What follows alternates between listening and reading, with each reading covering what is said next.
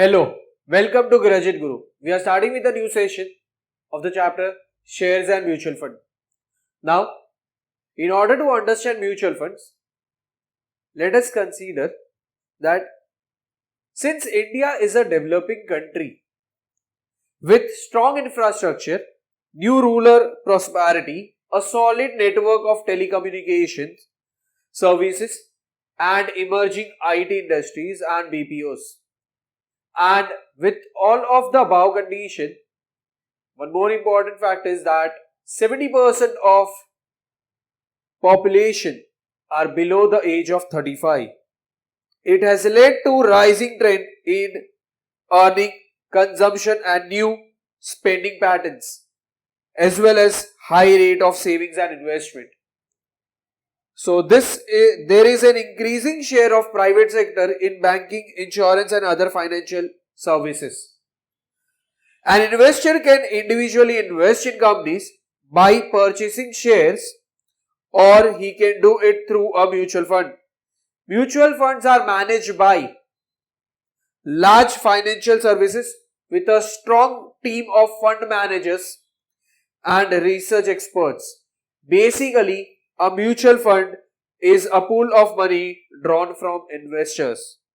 The amount collected is invested in different portfolios of securities by fund managers, and the returns, the proportional to the investment, are passed back to the investors. An investor can invest in diversified portfolios of funds, which is decided by a team of professional financial analysis. It has easy liquidity and lower transaction cost. At the same time, an investor has no choice of company to invest. He has to accept the investment pattern of mutual funds. Still, it offers a good investment plan.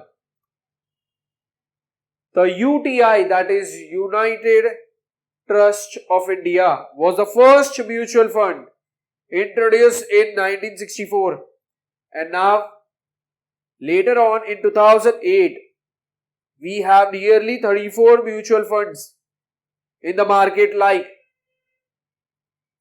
SBI mutual funds, Fidelity mutual funds, then we have Sundaram, BNP Paribas mutual fund, Tata mutual funds, LIC mutual funds, Franklin Templeton, etc., including international financial companies. Their portfolios offers a variety of sectors like housing and construction, power generation, engineering, pharmaceuticals, oil and gas, etc. Basically, there are two types: close-ended funds and open-ended funds. Now, close-ended funds का मतलब क्या होता है? These are offered with a fixed date of maturity and can be purchased from mutual fund companies during a specific period. The units are redeemed by the fund when the scheme expires. That is, the investor can get the amount after expiry date of the fund. The number of units and the unit capital remains constant. If an investor wants to exit before the maturity date, he can sell the units on the stock exchange at a discount or through a buyback option by the fund. So ये हो गया close-ended funds. Now we have open-ended funds. So this have no date of maturity and units can be sold or repurchased at any time. So number of units and its capital changes daily basis. Then loads on mutual funds. So loads on mutual fund is nothing but what? It is a charge paid by the investor while dealing in mutual funds and represents the initial expenses like marketing, brokerage, advertising, etc. Sometimes the charges are to be paid while purchasing the units, that is entering a mutual fund scheme. It is called as entry load or front end load. If the charges are to be paid while selling the units, it is called as exit load or back end load. In some cases, there can be both loads or contingent defer sales charges. This is called as CDSC, which is charged within a specific period of entry and it decreases while the holding period, that is if units are sold at a later date, the charges are less. Sometimes there are no charges while purchasing or selling of units and these funds are called no load funds. In general, entry and exit loads are charged on NAV at the time of purchase or sales of units. Accordingly, the purchase price is obtained by adding entry load and sales price by subtracting exit load from NAV at the times of sales. In any mutual funds, the investor gets dividend and capital gains, which are his returns. It is made compulsory to disclose returns for a period of 1, 3, 5 years. We using following terms while calculating the net asset value of a unit of a mutual funds. The terms are, first term is asset. It refers to market value of investment of mutual fund in government securities, bonds, etc. Accrued income and other assets. Second term is liabilities. It includes all expenses, payables and other liabilities for mutual fund schemes. Net assets. It is calculated as difference between total asset and total liabilities of the scheme. Net asset value of a unit. It is rupee value of 1 unit of particular scheme of mutual fund. It is calculated as NAV, net asset upon number of units outstanding. NAV is calculated and published daily by open-ended funds. NAV for close-ended funds must be published daily, though it can be calculated weekly as well. The valuation date is date on which NAV is calculated. The performance of mutual fund scheme is measured with the help of changes in NAV as follows. I'll write the first term over here is nothing but what? NAV change in absolute terms. So I will write it as NAV change in absolute terms. So what is this equal to? So we say it is nothing but what? NAV at the end of the period. So NAV at the end of the period minus NAV at the beginning of the period. Beginning के जगह पे you can also say what? At the start of the period.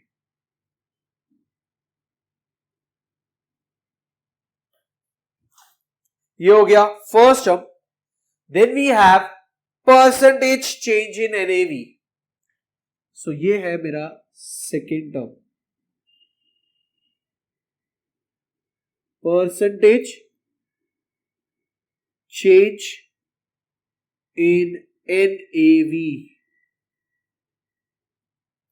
This is equal to, we say it as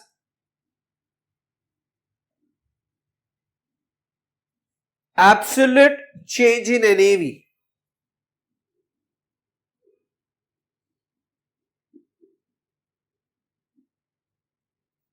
upon NAV at the beginning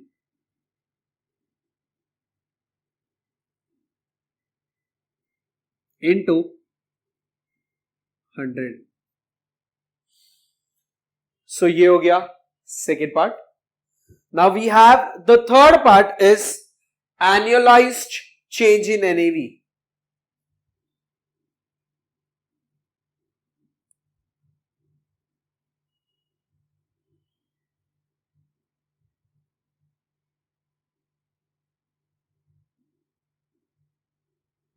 Now what do you mean by annualized change in NAV? So it is nothing but what? The percentage change into 12 upon number of months. So यहाँ पे I will write it as percentage change into 12 upon number of months.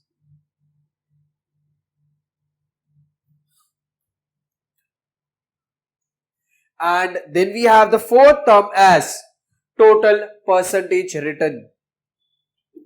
So we have the fourth term as total percentage return. This is equal to. So what is this equal to? It is dividend plus absolute change. So यहाँ पे पहले लिखते हैं dividend plus absolute change in NAV divided by NAV at the beginning of each period into 100. So these are the four terms, four different conditions which we should be aware of, and we'll make a note of this part.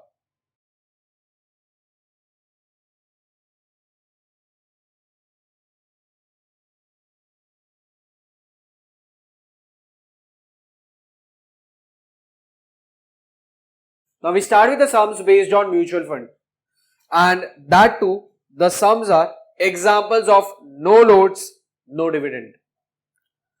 So over here, first question is question number 45. Karan invested rupees 50,000 in mutual fund on 5th March 2011 with NAV of 560. He redeemed units on 18th October 2011 when NAV was 650. There was no entry or exit load. Find the number of units purchased, total gain and the rate of return. Now see, basically यहाँ पे लिखा है current invested, मतलब यहाँ पे मैं लिखूंगा amount invested, this is equal to rupees 50,000 आ जाएगा. Then we have NAV का value at the time of purchased. So I write over here NAV and can I say bracket में मैं लिखता हूं on 5th March. So this is 560 rupees बोला है. Sorry, it's 560. Now amount invested 560 है, NAV is 560, तो वहां से मुझे मिलेगा number of unit purchased. So number of units purchased is equal to amount invested upon NAV. yes, ये purchase के टाइम है तो ये हो जाएगा 50,000 divide by 560. This is equal to, so 50,000 divided by 560, we get the answer for this as 89.2857. 2857. So ये हो गया मेरा first condition. Now second condition they are asking me is the total gain. So in order to get the gain, पहले एक चीज समझना है, ये नंबर ऑफ यूनिट परचेज किए थे एंड उन लोगों ने क्वेश्चन में बोला है ही redeem units on 18th October. So यहां पे अमाउंट रिसीव्ड आएगा पहले तो, एंड अमाउंट रिसीव्ड का वैल्यू क्या आएगा, number of units redeem into NAV, and can I say as on 18th October दिया है, so as on 18th October आ जाएगा. So this is equal to 89.2857 आ जाएगा into 650 was the NAV at that time, and ये हो जाएगा rupees. So let me calculate this into 650. That amounts to 58,035.7142. This is the amount received. This was the amount invested. So difference of this will give me what? The gain. So यहाँ पे लिखेंगे therefore a gain is same as what? My profit. So gain is equal to amount received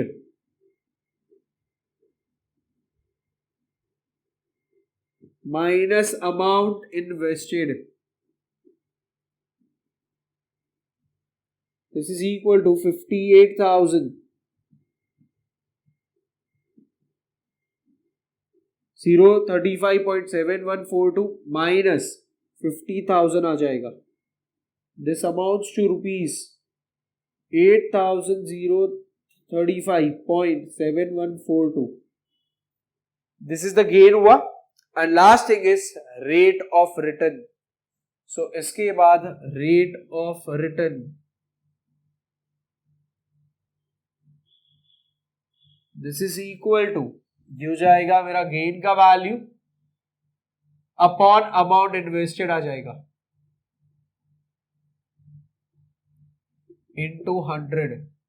This is equal to 8035.7142 divided by 50,000 into 100 आ जाएगा.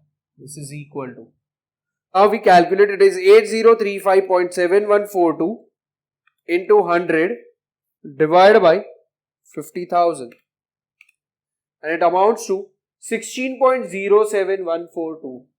So we write it as 16.07%. So this is the rate of return, and with this question is done. We make a note of this part.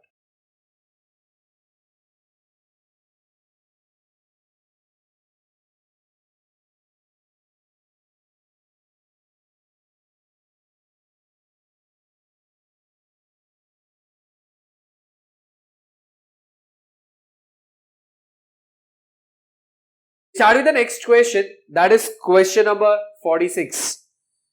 Samir invested 2 lakhs in a mutual fund on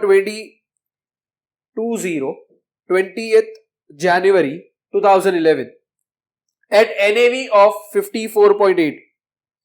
He redeemed all units on 30th April 2011 with NAV of 70.2. There was neither entry load nor exit load. Find his gain, rate of return and annualized rate of return.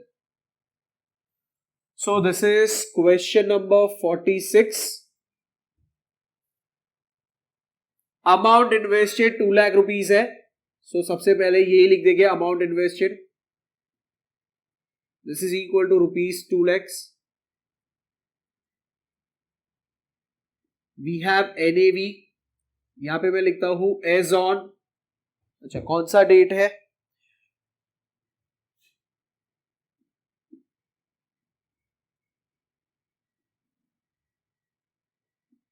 yes, and the value for this is 54.8. उसके बाद दिया है he redeemed all units on 30th April. So NAV as on 30th April 2011 आ गया है. This is equal to 70.2 दिया है. Further they are telling find is gain. Okay, तो अभी सबसे पहले अमाउंट इन्वेस्टेड एनएवी दिया है और ये कंडीशन दिया है. Now the first condition asked is find is gain, and gain के लिए उसको कितना पैसा मिला बेचने पे, दैट इज अमाउंट रिसीव्ड आएगा minus amount invested. This will give me what, the gain का वैल्यू. सो सबसे पहले अमाउंट इन्वेस्टेड एंड एनएवी का डेट का परचेस्ड पे क्या है वो दिया हुआ है. So we get number of units purchase, सबसे पहले ये मिलेगा number of units purchase is equal to, we write it as amount invested upon NAV. यार ये इस दिन पे उसने परचेज किया है, so this is equal to, ये हो जाएगा 2 lakhs अपॉन 54.8 आ जाएगा. So the value for this is 2 lakhs divided by 54.8. This amounts to 3649.6350. इतने नंबर ऑफ यूनिट्स परचेज किए. अभी उन लोग ने बोला है ही रिडीम ऑल द यूनिट्स. इसका मतलब जितना परचेज किया था ये सारा का सारा उसने रिडीम कर दिया. So that was the reason मैंने यहां पे नंबर ऑफ यूनिट्स परचेज जो ढूंढा पहले. अब नंबर ऑफ यूनिट परचेज, तो यहां पे आएगा number of units redeem is equal to 3649.6350, क्योंकि उन लोग ने क्वेश्चन में मेंशन किया है ही redeem all the units. So number of units purchased will be equal to number of units redeem, क्योंकि ऑल यूनिट्स बोलती है. And now I write amount received is equal to number of units redeemed into NAV as on 30th April 2011. So what is this equal to? 3649.6350 into 70.2. This is equal to, ये हो जाएगा rupees. So let me calculate this amount.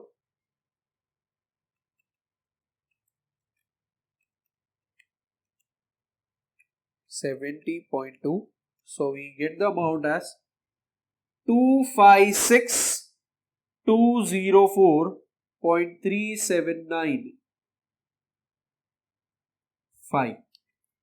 ठीक है. So amount received आ गया, amount invested आ गया. सो यहां से मुझे मिल जाएगा as what, gain. Therefore gain is equal to amount received minus amount invested. This is equal to 256,204.3795 minus 2 lakhs. So this amounts to rupees 56,204.3795. And since मुझे gain पता है तो मुझे यहाँ पे इजीली एक वैल्यू मिल जाएगा, that is rate of return.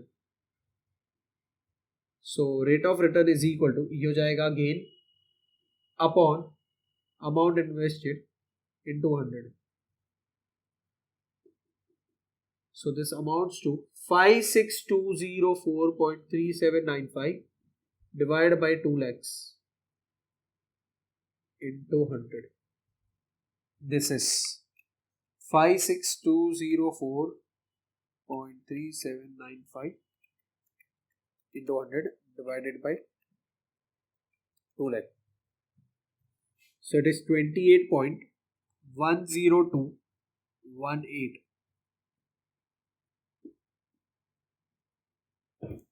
%. Since this is your rate of return आ गया, अभी लास्ट चीज जो यहां पे पूछा है that is annualized rate of return बोला है.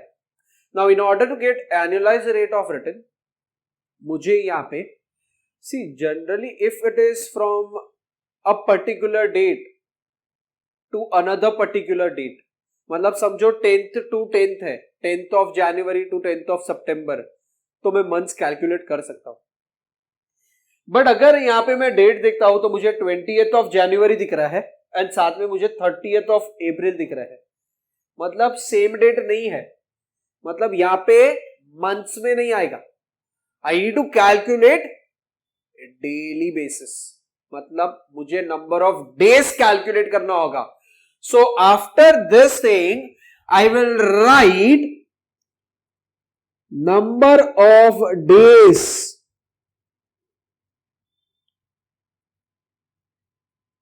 From 20th of January 2011 to 30th of April 2011। तो यहां पे मैं ऐसा लिखता हूं, जनवरी के 11 दिन, February 28, March 31 and April 30. So I'll say a total of 11 plus 28 plus 31 plus 30. 11 plus 28 plus 31 plus 30. So ये हो जाएगा 100. Now see यहाँ पे मैंने 11 क्यों लिखा? क्योंकि 20th जैन बोला है, जनवरी में 31 डेज होता है। सो 31 डेज में से 20 डेज चले गए ना, क्योंकि 20 तारीख के बाद से मैंने उस दिन पे खरीदा था, तो उसके बाद के दिन से मुझे वैल्यूज मिलना चालू होगा। सो ये हो गया 11 डेज, फिर फेब्रुआरी पूरा महीना, मार्च भी पूरा महीना एंड अप्रैल भी मैंने 30 तारीख मतलब लास्ट डे को ही बेचा है। सो अप्रैल के भी 30 डेज। सो ये सबका टोटल आ रहा है 100 डेज। सो इधर 100 डेज आ गया एंड जैसे ही मैं ये डेज के टर्म्स में कन्वर्ट करता हूं तो 365 वैल्यू आ जाएगा, क्योंकि टोटल नंबर ऑफ डेज 360 होता है, because 2011 was not a leap year. तो ये कंडीशन आ गया एंड अब लास्ट वैल्यू जो यहां पे हम लिखेंगे that is annualized rate of return. तो मैं इसको यहां पे लास्ट वैल्यू लिखूंगा, annualized rate of return is equal to, so what is this value equal to, तो मैं यहां पे लिखूंगा it is my rate of return आ जाएगा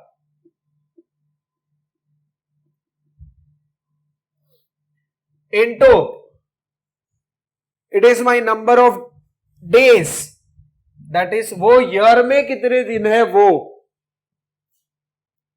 सो यहां पे मैं है ना टोटल नंबर ऑफ डेज लिखता हूं and divided by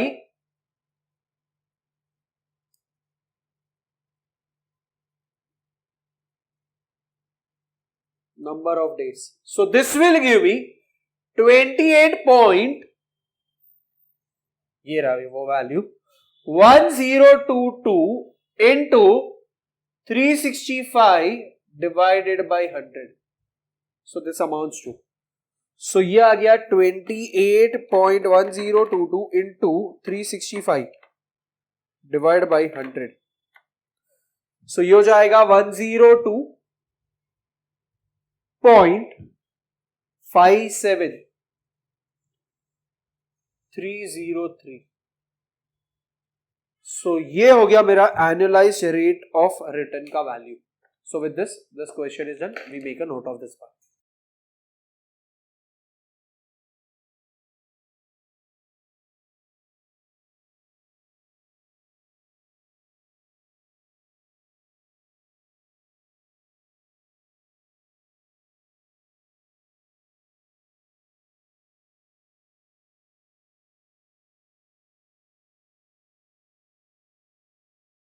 With this, we end the session over here, and please revise the concept which we have seen in this session, because that will help you in the next session. Thank you.